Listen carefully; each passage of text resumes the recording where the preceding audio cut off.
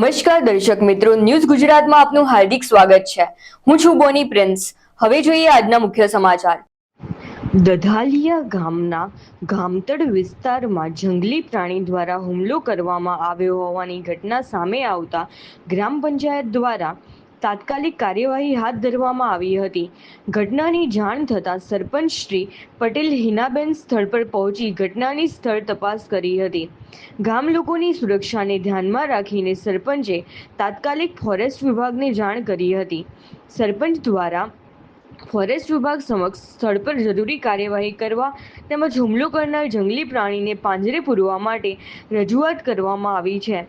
ગામ લોકોની સુરક્ષા સર્વોપરી હોવાનું જણાવતા ગ્રામ પંચાયત દ્વારા અપીલ કરવામાં આવી છે કે આવી કોઈ પણ ઘટના બને ત્યારે તાત્કાલિક ગ્રામ પંચાયત અથવા સંબંધિત વિભાગને જાણ કરવામાં આવે જેથી સમયસર જરૂરી કાર્યવાહી કરી શકાય।